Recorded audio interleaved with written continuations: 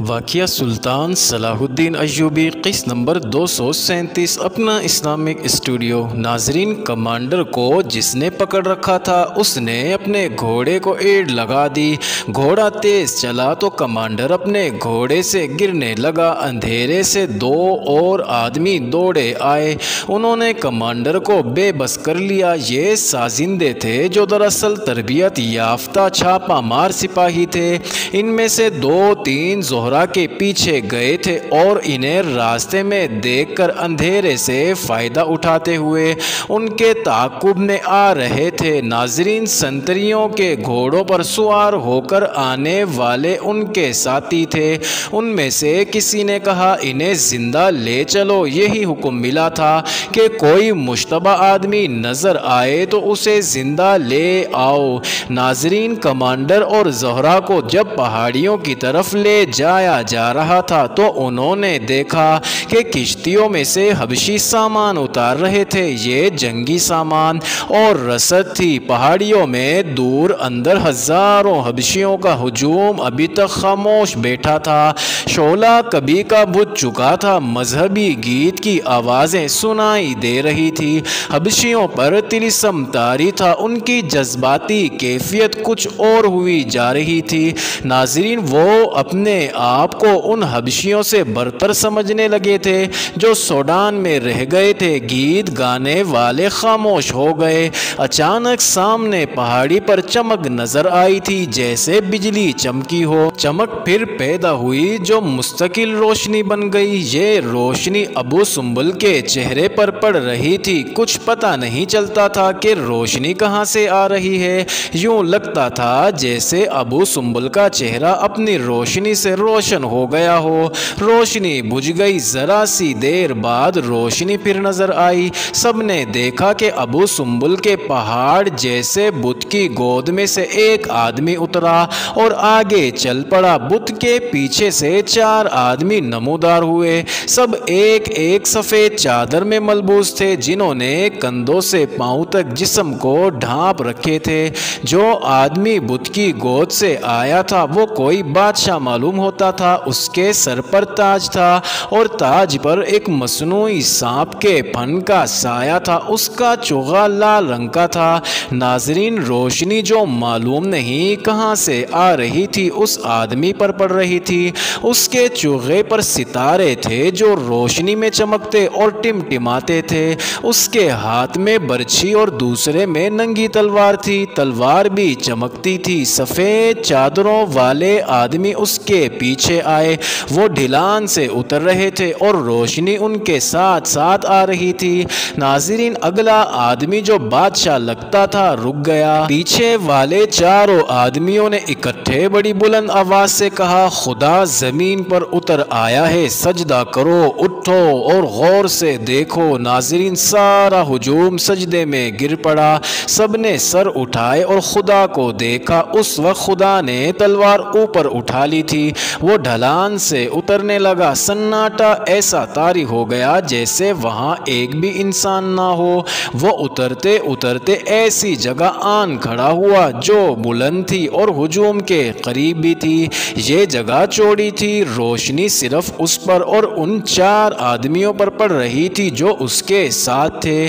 اچانک اس روشنی میں 4 لڑکیاں داخل ہوئیں۔ ان کے لباس اتنے سے ہی تھے کہ صرف ستر ڈھانپے ہوئے تھے۔ ان کے جسموں کے رنگ گورے تھے۔ ان کی پیٹھوں پر کندھوں سے ذرا نیچے پرندوں کی طرح پر پھیلے ہوئے تھے۔ ان کے بال کھلے تھے۔ وہ یوں حرکت کرتی تھی جیسے اڑ رہی ہوں۔ وہ رقص کی اداؤں سے اس بادشاہ یعنی حبشیوں کے جھوٹے خدا کے ارد گرد گھوم کر وہیں کہیں غائب ہو گئیں، شاید چٹان کے پیچھے اتر گئی تھی۔ ناظرین، اس وقت 4 آدمی کمانڈر اور زہرا کو وہاں ایک غار میں لے گئے اور ایک کمرے میں داخل کر دیا۔ ایک آدمی باہر چلا گیا۔ وہ واپس آیا تو اس کے ساتھ ایک اور آدمی تھا۔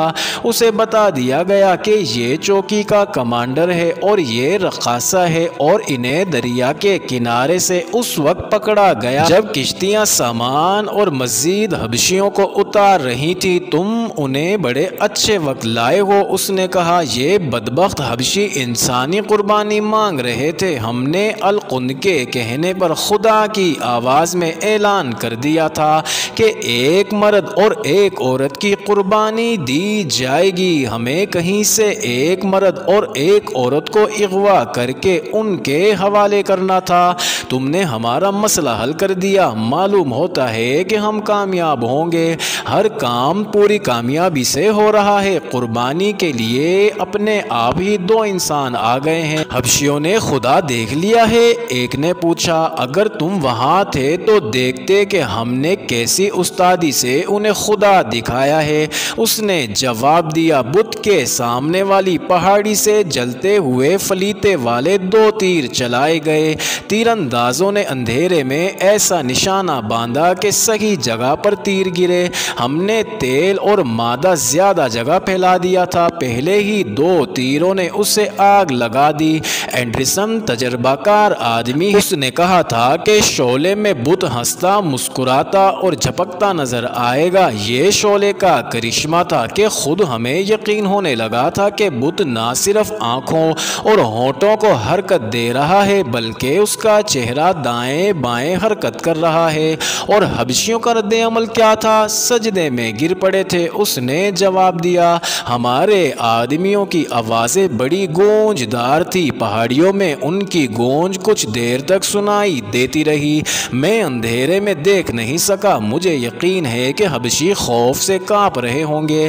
ناظرین، القند کا ناٹک تو بہت ہی کامیاب رہا۔ شعلہ بجھا تو ہم نے اسے پوشاک پہنا کر بت کی گود میں بٹھا دیا اور 4 آدمی پہلے ہی وہاں چھپے بیٹھے تھے۔ بت پر سامنے کی پہاڑی سے روشنی پھینکنے کا سلسلہ بھی کامیاب رہا۔ 7 والی پہاڑی پر جو آگ جلائی گئی تھی وہ نیچے کسی کو نظر نہیں آئی تھی۔ اس کے قریب بڑا آئینہ رکھ کر بت پر عکس پھینکا تو یوں لگتا تھا جیسے یہ بت کے چہرے کا نور ہے۔ اس میں سے القند خدا بن کر اترا تو ہماری لڑکیوں نے سب کو یقین دلا دیا کہ یہ خدا ہے اور وہ پریاں ہیں۔ ہم کسی قدم پر ناکام نہیں ہوئے۔ اب القند کو اندر بٹھا کر تمام حبشیوں کو ان کے سامنے سے گزارا جائے گا اور انہیں کہا جائے گا کہ یہ تمہارا خدا جو جنگ میں تمہارے ساتھ ہوگا، ان دونوں یعنی کمانڈر اور زہرہ کو آج ہی قربان کر دیں گے۔ اس کا فیصلہ حبشی کریں گے۔ وہ شاید انہیں 3-4 روز پالیں پوسیں گے اور اپنی کچھ رسمیں ادا کریں گے۔ انہیں کسی کی آواز سنائی دی۔ مجھے معلوم نہیں تھا کہ لڑنے والے سالار کو یہ سوانگ بھی بھرنا پڑے گا۔ 3-4 آدمیوں کی ہنسی سنائی دی۔ کسی اور نے کہا، اس کے بغیر ان حبشیوں کو لڑانا آسان نہیں تھا۔ بہرحال آپ کو اس سوانگ کی بہت زیادہ قیمت مل رہی ہے۔ پورا مصر، ناظرین، یہ القند اور اس کے ساتھیوں کی آوازیں تھیں۔ وہ قریب آئے تو ان دونوں نے بتایا کہ ایک مرد اور ایک عورت اتفاق سے ہاتھ آ گئی ہیں، انہیں حبشیوں کے حوالے کیا جا سکتا ہے۔ القند نے یہ پوچھا کہ یہ دونوں کون ہیں؟ وہ سر سے تاج اتار کر اس کمرے میں چلا گیا جہاں کمانڈر اور زہرہ کو رکھا گیا تھا۔ ناظرین، القند کمانڈر کو نہ پہچان سکا، کمانڈر نے اسے پہچان لیا۔ کمانڈر کے کانوں میں وہ باتیں بھی پڑ گئی تھیں جو باہر ایک آدمی دوسرے کو سنا رہا تھا۔ اس نے اس کے منہ سے کئی بار القند کا نام سنا تھا اور اسے یہ بھی معلوم ہو گیا تھا کہ اسے اور زہرہ کو قربان کیا جائے گا۔ القند اس کے سامنے آیا تو اسے اس پر حیرت نہ ہوئی کہ اس کا سالار یہاں کیسے آ گیا ہے۔ القند یہ کہہ کر باہر نکل گیا کہ ان دونوں کو حبشیوں کے مذہبی پیشواؤں کے حوالے کر دو۔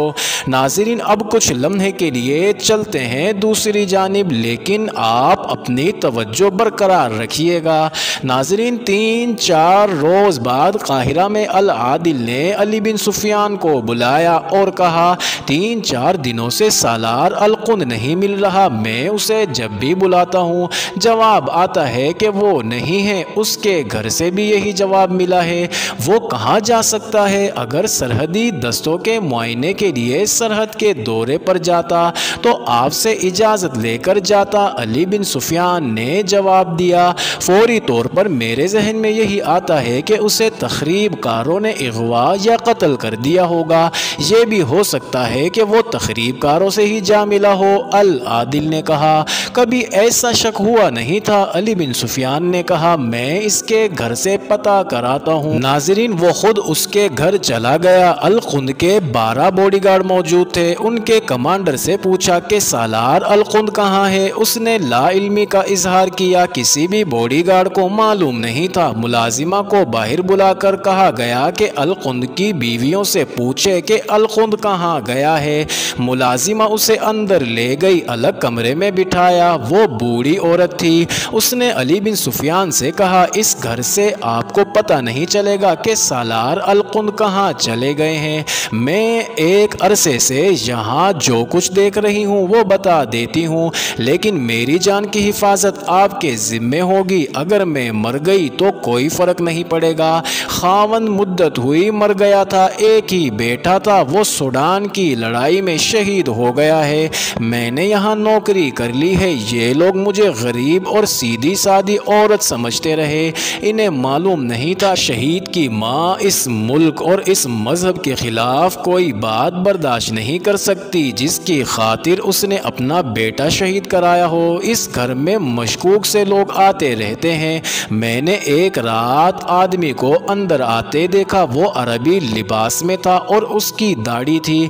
मुझे अंदर बुलाकर कहा गया कि मैं शराब लाने का इंतज़ाम करूं। शराब एक नई बेगम पिलाया करती थी जो मिस्री या अरबी मालूम नहीं होती। मैंने देखा कि दाढ़ी वाला मेहमान दाढ़ी उतार रहा था। उसकी दाढ़ी और मूछें मसनूई थी। इससे पहले भी यहाँ ऐसे लोग आते रहे हैं जिन पर मुझे शक है कि ये नेक नीयत लोग नहीं। मेरे कानों में इस किस्म के अल्फाज भी पड़े हैं कि आधा मिस्र सूडान का, मिस्र की इमारत हमारी, एक ही रात में काम हो जाएगा। मोअज़्ज़िज़ नाज़रीन, ये इंटरेस्टिंग वीडियो जारी है। अगली वीडियो किस्त नंबर 238 में देखना मत भूलिएगा।